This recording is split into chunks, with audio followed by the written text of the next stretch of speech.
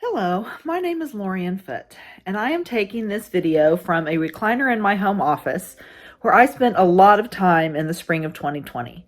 After everything shut down during the initial stages of the COVID pandemic, I needed to shelter at home because my parents, who live in Colorado, both have cancer, and I wanted to be able to go and help take care of them this summer.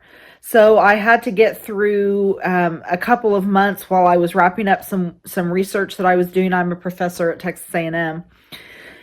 And so just to ensure that I could get up there, I spent a couple of months in isolation.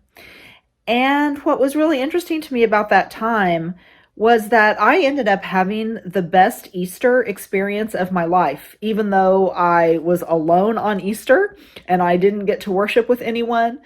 God had spent the couple of weeks prior to Easter really showing me not only his salvation for individual people, but his sovereignty over all of creation and his plans to renew and restore the whole earth.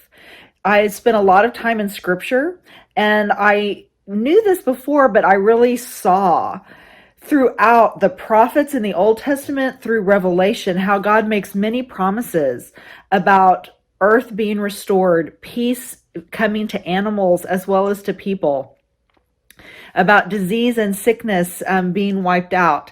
And it really became clear to me, the importance of the resurrection of Jesus in his body, and that there is a restoration of creation. This isn't just we're going to heaven. It's also that God is going to bring heaven to earth. When we look at John's revelation, what Christ showed him was that at the end, there's a new heaven and a new earth. And the city of God comes down to dwell among men on earth. And it was really an incredible sense to me that in this time when there's a virus moving around and there seemed to be so much chaos, that God was working to restore that whole creation. And so I spent my Easter alone, singing outside, hearing the birds, looking at my little dog, and thinking about the work that God is doing in all of creation. And it was an amazing time, and God gave me the opportunity to witness about that Easter experience and just that conviction of the hope that we have.